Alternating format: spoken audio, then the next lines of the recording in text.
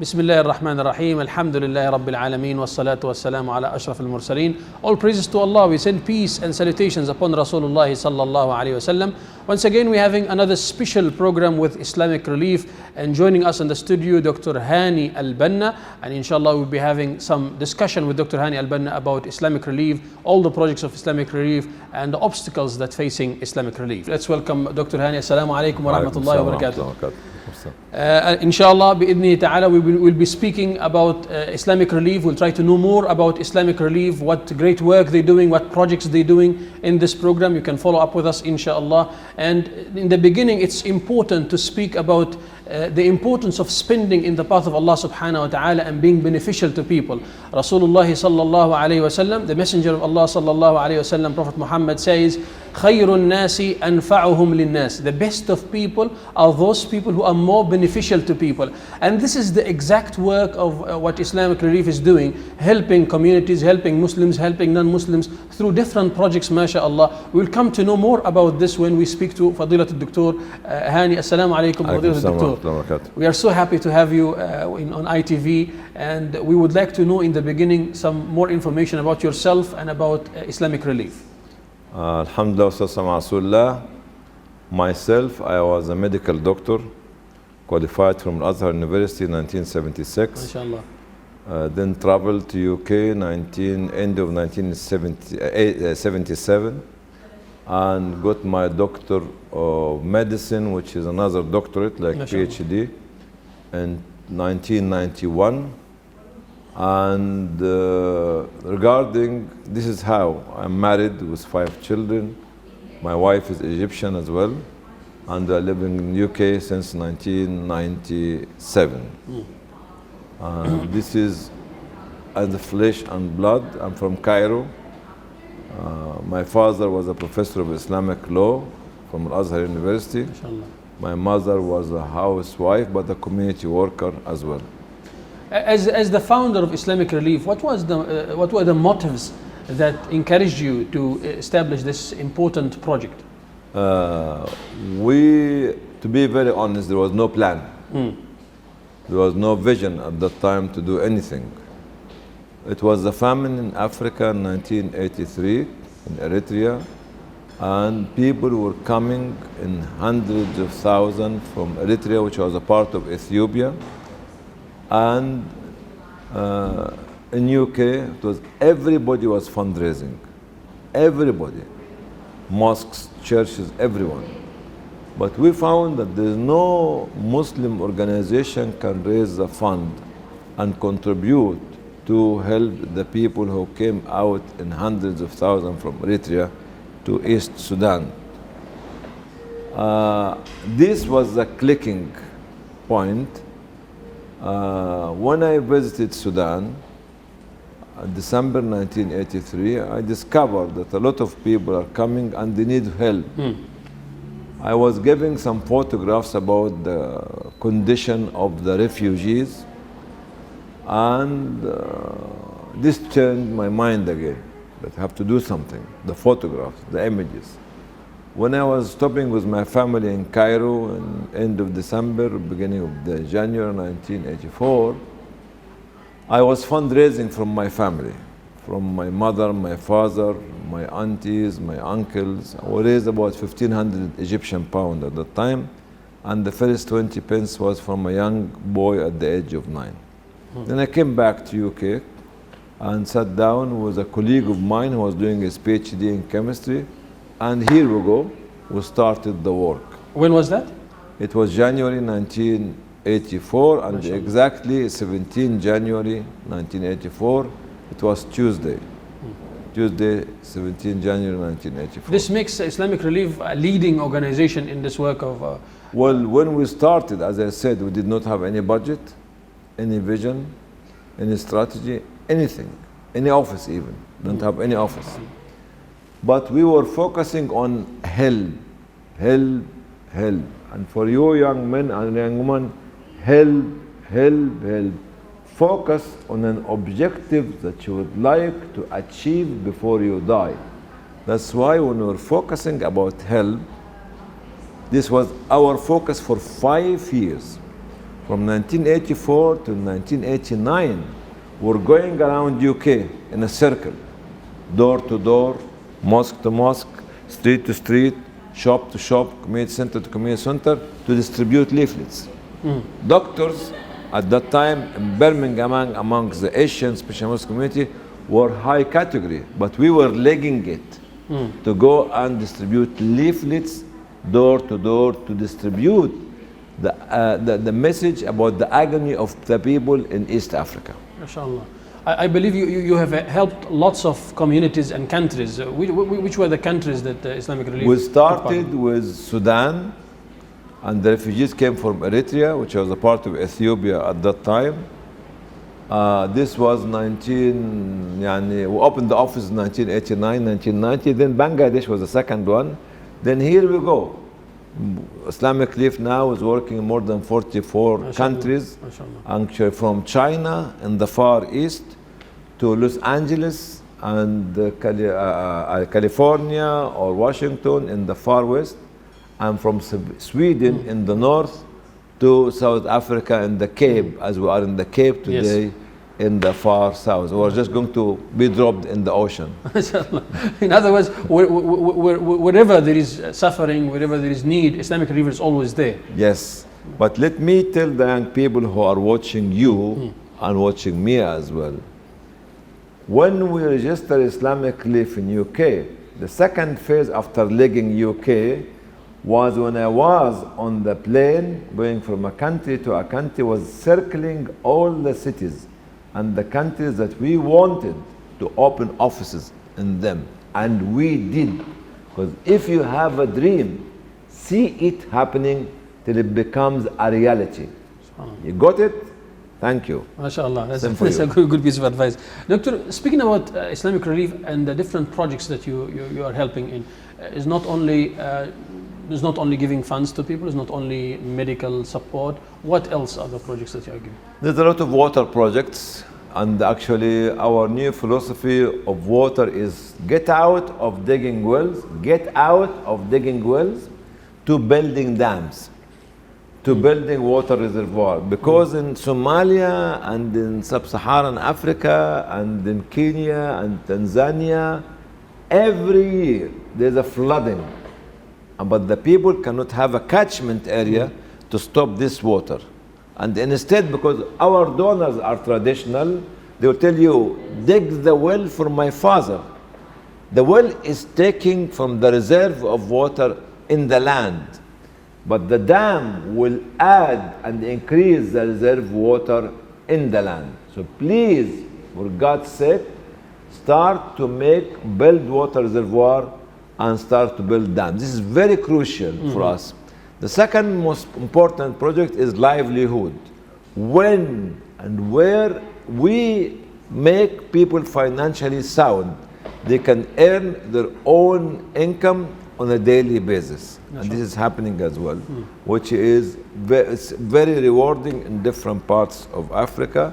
Of course, the humanitarian response of disasters, of course, the orphan sponsorship is there, but actually empowering the people is extremely crucial. The third one is building the capacity and building advocacy system inside the organization to stand up and to fight for poverty, for the poor people, to fight against poverty, let poverty become history or make poverty history. And this is very important. This is advocacy, where most of the Muslim charities, unfortunately, do not touch capacity building, do not touch research, do not touch development, and they think because they dig 100 wells, these are developmental projects.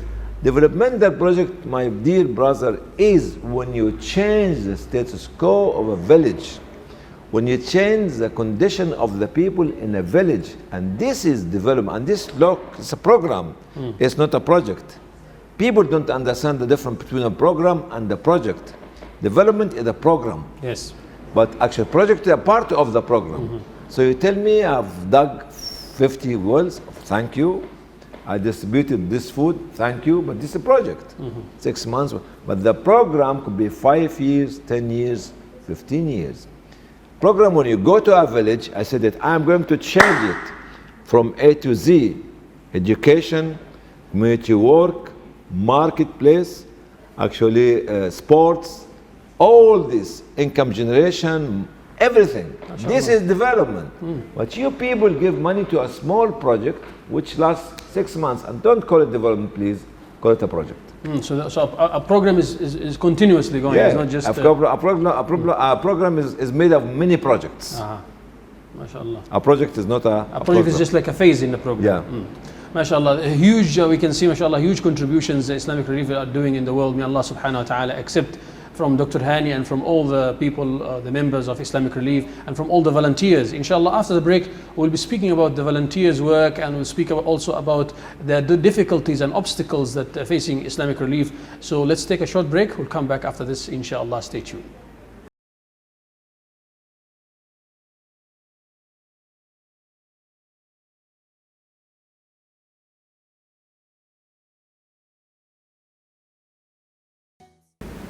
Welcome back to this special program about Islamic Relief, and in the studio we have with us Dr. Hani Al-Banna, our guest for today, and we'll continue speaking to Dr. Hani Al-Banna about the contributions of Islamic Relief. And before the break, we were reminding you, inshallah, that we will be speaking about the volunteers and the volunteers' work in Islamic Relief. I believe there are so many volunteers, Doctor, that are working for Islamic Relief and helping you in this regard. Can you tell us more about this? The many Islamic Relief was built by volunteers in the 80s, were actually school children and secondary school, young men and women, university students. And I remember in the good old days, we used to have a big hall like this.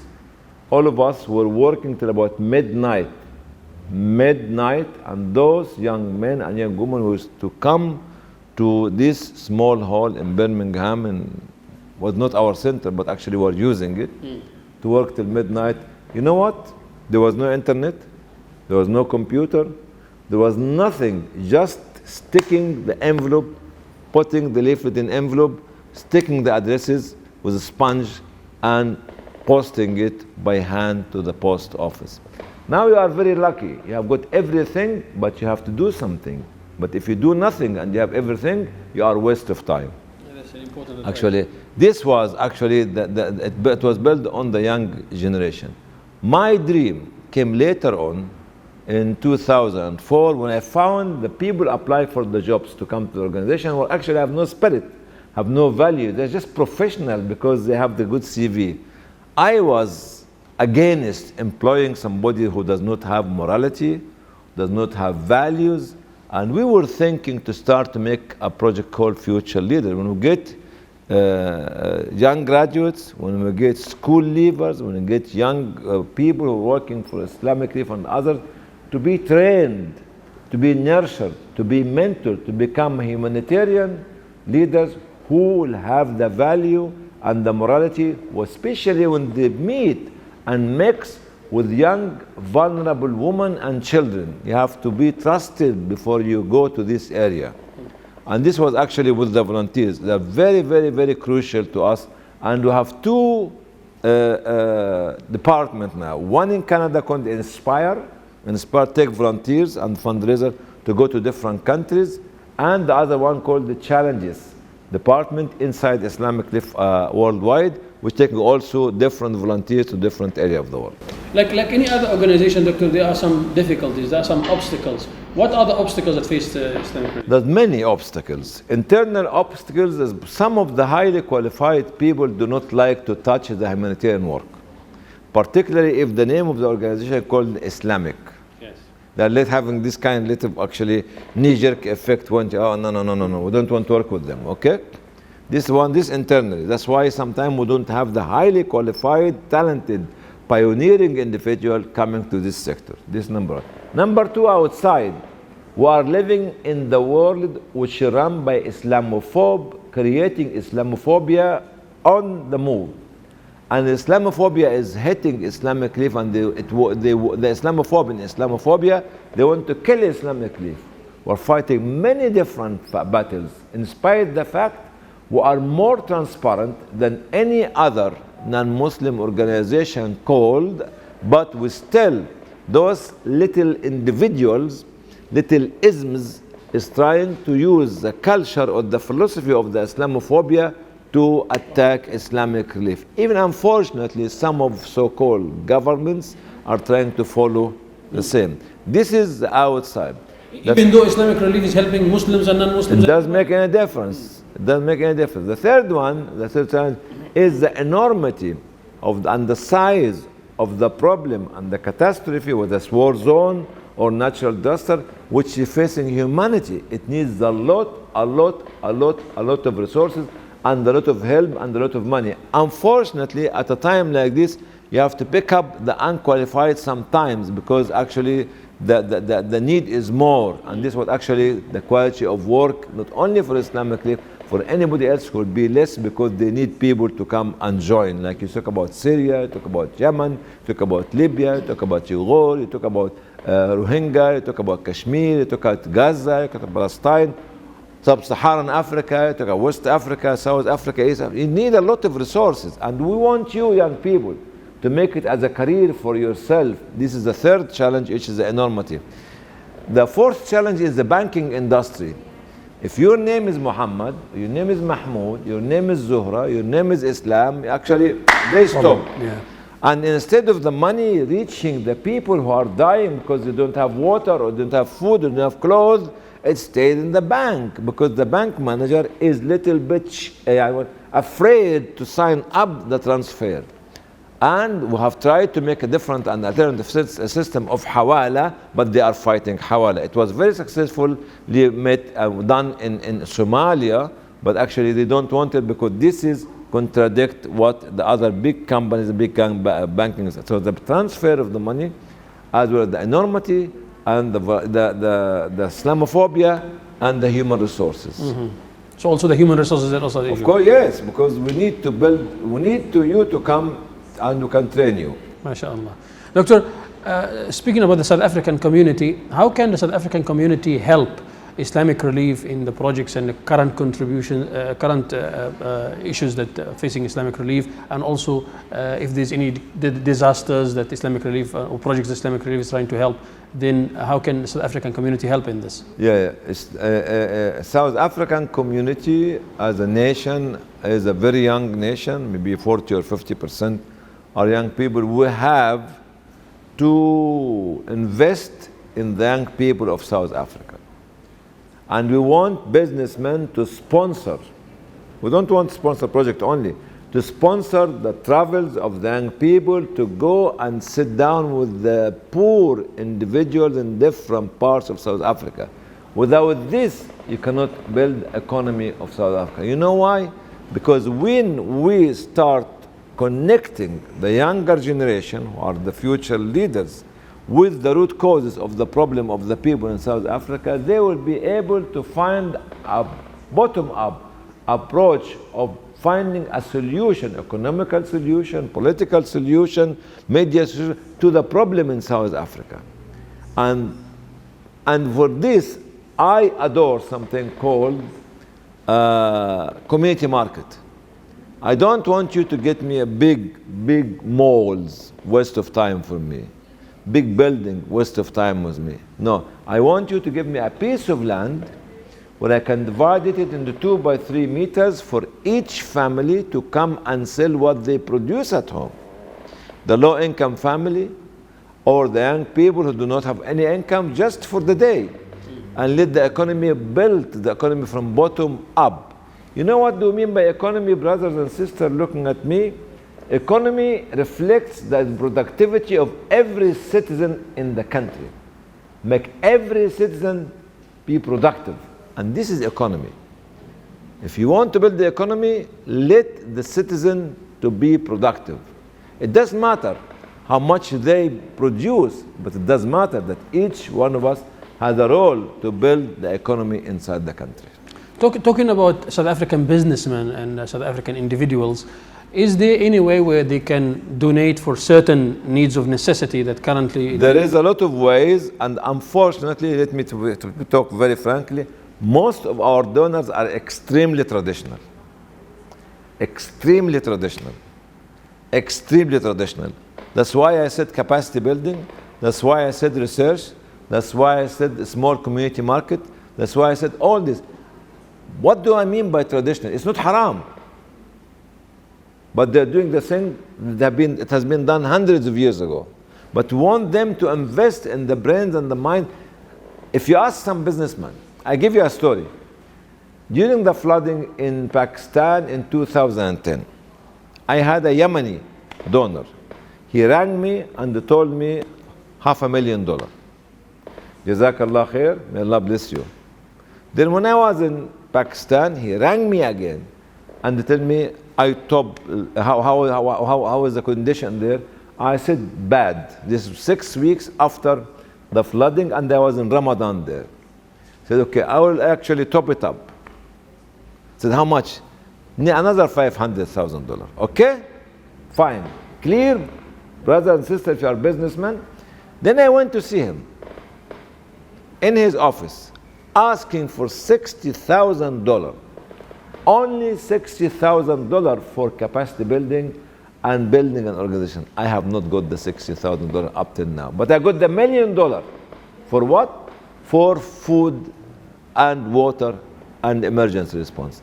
This is what we want. He's a very sincere man.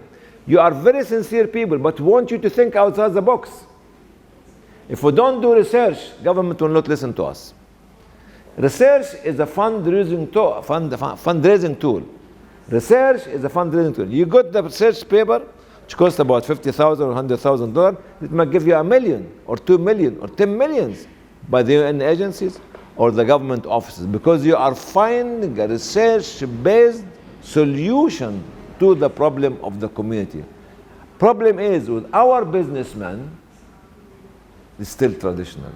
I want them to invest in young people. Invest in young people, invest in young people. Mm-hmm. Excellent indeed, inshallah. I think the mentality need to change and people need to understand and value the importance of research and knowledge and training and these continuous projects. Prepare the young generation to their generation, not to my generation. Prepare them to the generation of technology and science and advancement and competitiveness and market. The whole world is controlled now by the multinational companies, which is destroying the culture and the values of the morality of humanity. Mm-hmm. Doctor, I believe that before we go live, you were taking some photos. You received a prize. What is this prize? And if you can tell us more about it. Oponto. Yeah. It is social responsibility prize. But to be very honest, as I said yesterday, this prize should not have been for me. It should have been for the people who are not in the room. It is the people who made us, the young children, the young women, the displaced, the refugees, the marginalized, and the victims of war. So the prize is not for me, it's for them, but was given to me on their behalf. Jazakallah khairan, Dr. Hani, for this interview, to know more about Islamic Relief and the beautiful and blessed work which you are doing. At the end, we make dua for you and for the organization, inshallah, and for all the donors and for all the people who contributed, that may Allah subhanahu wa ta'ala bless them and bless you. Let me make a statement at the end. Yes, sure. If you want to live forever, live for others. That's true. That's true. Jazakallah khair. With this, we're ending this special program with Dr. Hani Al-Banna and Islamic Relief. Jazakumullah khairan for listening. Subhanakallahumma bihamdik. Nashhadu an la ilaha illa ant. Nastaghfiruka wa natubu ilayk. Wassalamu alaikum wa rahmatullahi wa barakatuh.